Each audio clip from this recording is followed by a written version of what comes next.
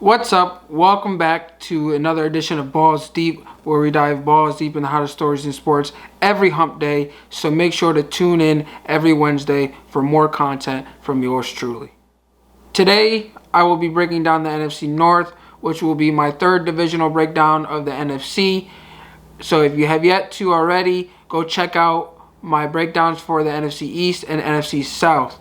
Also, make sure to like, follow, and subscribe if you enjoy the content, because there's going to be more content like this dropping soon.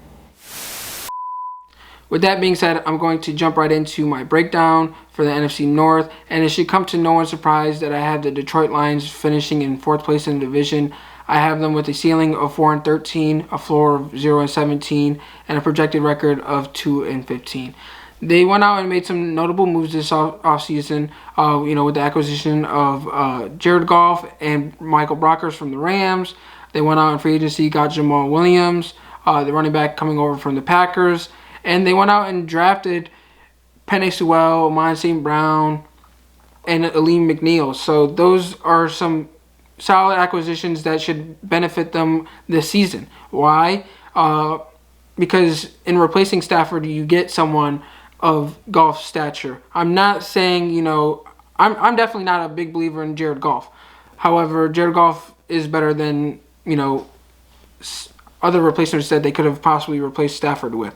And we've seen his time with the Rams. He likes to utilize his running backs out of the backfield, and he likes to utilize the middle of the field, which primarily would be his slot guy or his tight ends. And in Detroit, that's what they're supplying him with. I mean, you got DeAndre Swift, who I am a big believer in DeAndre Swift.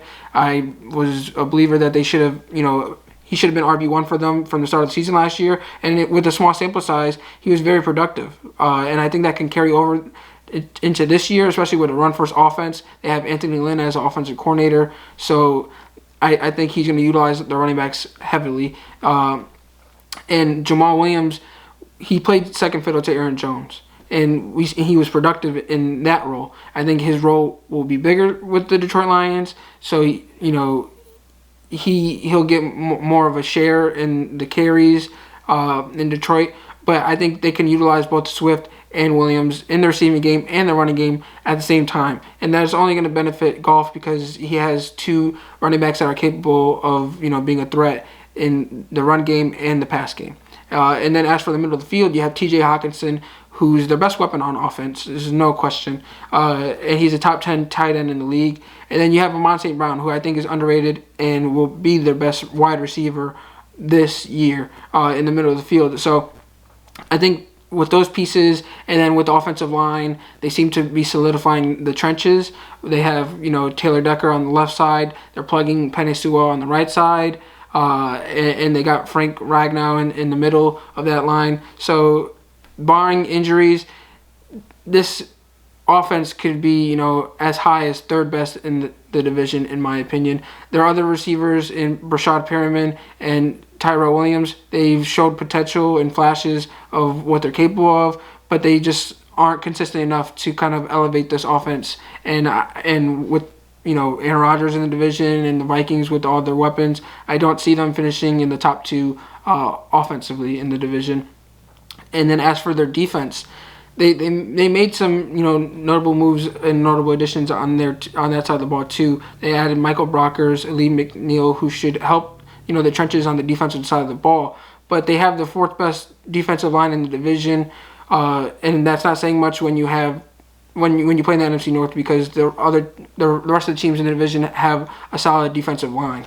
As for the linebackers, I have them with the 3rd best linebacker group, only because the Packers have a terrible, linebacker group. Their run defense last season or past couple of seasons have been terrible, and they haven't seemed to, make any additions to improve that, which is why I have the Lions with the 3rd best linebacker group.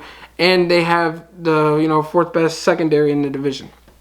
They have Jeff Okudah, who I think will make that leap, and that he was unable to showcase last year. I think it was primarily because of the coaching staff. So I think the coaching staff under Matt Patricia was unable to tap into the potential of these players, especially the young players. I think Dan Campbell and his coaching staff will tap into a lot of these younger guys' potential. However, I don't think that it's the best coaching staff. I don't think it's like at least the third best coaching staff in the division. I place them as the worst coaching staff in the division. It's not saying that they're terrible coaches, but I just don't think that it's better than what the other teams have. So, which is primarily why I have them finishing in last in the division. In third place in the division, I have the Chicago Bears. I have the Bears with a ceiling of 8-9, a floor of 5-12, and a projected record of 6-11. I think they're more likely to reach their ceiling if they were to start Justin Fields from the get-go. However, I don't think that's the case. They seem focused on starting Andy Dalton week 1. Andy Dalton is their guy. I'm not saying Justin Fields won't take over mid-season, but seems like they're sold on Andy Dalton being their guy on week 1. With the Bears, they have the worst offensive line in the division. They just recently added Jason Peters, which should at least help slightly, but it's not enough to kind of bump them up on this ranking. I do have them with the third best offense in the division, primarily because they have the third best playmakers in the division, with David Montgomery coming off the season that he had, Tariq Cohen coming off of injury. They have Darnell Mooney, Marquise Goodwin, Allen Robinson, Jimmy Graham, and Cole Kmet. That's a solid playmakers to surround whoever you have at quarterback. So as long as they have enough time in the pocket to facilitate the ball, I think it can be beneficial. I just don't think they'll have a better offense than the Packers or the Vikings. As for defense, I have them with the second best defense in the division, primarily because of their defensive line and pass rush. You started off with Khalil Mack, who's one of the best pass rushers in the league. You add Akeem Hicks and Robert Quinn to that group, and I don't see a group that is better in the division. I mean, you can argue that the Packers might have a better pass rush, but for me, it's the Bears. And that's with saying that the Packers have a solid pass rush. But when you have a guy like Khalil Mack, he's going to uplift everyone around him, and that's why I have them with the first best offensive line / pass rush. As for linebackers, I have them with the second best linebacker group because they have Roquan Smith, who I love Roquan Smith. A lot of people seen what Devin White was capable of, and Roquan Smith is the same kind of player. Like he's talented, and he's getting his name out there. People are starting to recognize who he is for what he is. They also have Danny Trevathan there alongside Roquan Smith. So as a linebacker group, I think that's a really good linebacker duo. And then as for the secondary, I have them with the third best secondary in the division. They have Jalen Johnson, who had shown flashes last year. They did get rid of Fuller, so that's a big loss on their part. But they still have Eddie Jackson, and they just added Tashaun Gibson. So Jalen Johnson, Tashaun Gibson, Eddie Jackson. That's the third best. That group ranks as the third best in the division, in my opinion. As for coaching, I have them with the third best coaching staff in the division. Matt Nagy. We know what kind of offensive mind he is, coming from the Andy Reid coaching tree. He's on the hot seat. We all know it, but we know what he's capable of. Then as for their defensive coordinator, Sean Desai, I apologize if I pronounced his last name wrong, but he's getting the recognition that he deserves. The guy waited his turn, and people seem to love him. He might be a future head coach. He might be getting a head coaching gig next year. That's how good of a coach he is, and how much praise he's getting coming out of training camp and things of that nature. So I have them with the third best coaching staff in the division, only because LaFleur, with all he's accomplished in little time in Green Bay, and Mike Zimmer and them in Minnesota, I just have them ranked third by default. So there's nothing wrong with that. As for second place in the division, it might surprise some folks, but I have the Green Bay Packers finishing in second place in the division with a ceiling of 13-4, a floor of 10-7, and projected record of 11-6. Why? Did you not, pay attention to sports? I mean, everything going on with Aaron Rodgers versus, the front office, I think it will play a factor. Now, I do think you can just plug Aaron Rodgers in and it'd be no problem and he still be productive, which is why I have them making the playoffs. However, in terms of chemistry, in terms of distractions, I do think it will play a factor. A lot of the receivers didn't get the reps they needed because they, didn't, report for OTAs because Aaron Rodgers was sitting out and they were supporting Aaron Rodgers and things of that nature. I do think it'll play a factor of some sort. It'll be a slight factor, but, it will play a factor. I do think they have the best offense in the division. It's not a question because of one guy and one guy only. That's Aaron Rodgers. Aaron Rodgers is phenomenal. He's one of the best, quarterbacks I've ever seen play the game. I mean, he's one of the best quarterbacks of all time in terms of a talent standpoint. So Aaron Rodgers, no question, best quarterback in the division. As for the offensive line, I have him with the second best offensive line in the division, primarily because they took a hit last year, or this offseason, with losing Corey Linsley, who was the best center in football last year. Now, they went ahead and drafted a guy by the name of Josh Myers, who I think will be productive. I think he'll step in and, fill the shoes just fine. However, I don't expect that offensive line to be as productive as it was last year. As for offensive playmakers, they took another hit. With losing Jamal Williams, who was a big factor in the run game and receiving game coming out of the backfield. We know he plays second fiddle to Aaron Jones, who now second fiddle to Aaron Jones is Dylan. Dylan is not as much of a threat receiving-wise as Jamal Williams was, so I don't know how much of a factor he'll play in the offensive strategy, but they were able to retain Aaron Jones. Now, you got Aaron Jones, Devontae Adams, great duo. They went out and got Randall Cobb, who we know already has, the chemistry that Aaron Rodgers needs and the second receiver that Aaron Rodgers was seeking. But my question to you is, how much juice does Randall Cobb have? Is he going to be able to stay healthy? They still got, MVS and Marquez Valdez-Scantling. They got Allen Lazard. But my question to you guys is, like I said, is that enough? He's needed playmakers to, take that extra step. I don't know if Randall Cobb is the lone answer to all those problems. So with that being said, I have them with the second best playmaker group in the division. And then as for the defense, I have them with the third best defense in the division. We know they've struggled with run defense in the past few years, and I don't think they've answered any of those problems. Now, as for the secondary, we know what they're capable of. They have one of the best corners in the division in Jair Alexander. They got Darnell Savage Jr., Adrian Amos, but their problem in the secondary is their cornerback too. We've seen how much Kevin King was exposed in the NFC Championship last year against the Bucs. Will he be their cornerback too, or will it be Eric Stokes, who they drafted in the first round? As a Georgia fan, I know what he's capable of. He's got that makeup speed.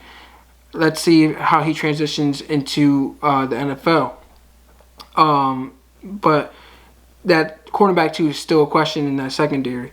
As for their defensive front, they have, in my opinion, the second best defensive front in this division with Kenny Clark, Preston Smith, Zadarius Smith. Like, that pass rush is a problem. There's no question that it's a problem. But their problem on defense is, their run defense. They have a good pass defense, but now the question is, can you stop the run? And that seems to be their kryptonite when it matters most. As for coaching staff, I have them with the best coaching staff in the division. I mentioned it earlier, Matt LaFleur.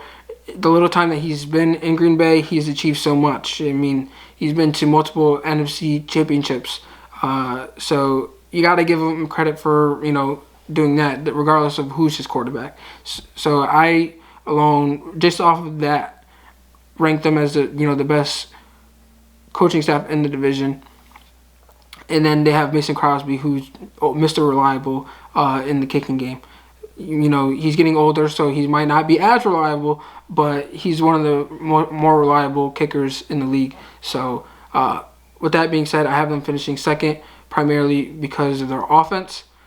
Defense is a big reason why I have them finishing second and not first, because they do have a good coaching staff that can honestly push them and make that step into the Super Bowl.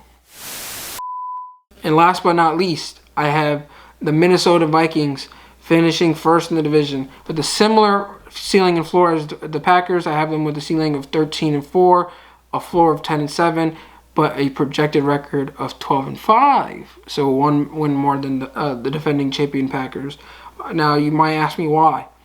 I'm a big believer in the additions that this team made. This team seems like they are looking to take that next step, and I think they're capable of doing so. Now, it all depends on, Kirk Cousins, how consistent he can possibly be. But should Kirk Cousins not perform to the standards that they're asking for, they went ahead and drafted Kellen Mond, who I thought was going to be, the Dak Prescott of this draft class in terms of the quarterback position. Now, as for the playmakers, they have the best playmaking group in the division, in my opinion. Just look at their running back. They have Dalvin Cook, who's a top, you could say 3 or top 5 running back in the league. And as for the receivers, they have Adam Thielen, Justin Jefferson. Just look what Justin Jefferson did in filling Stephon Diggs' shoes in just his lone season in the NFL. His rookie season, he was breaking rookie records.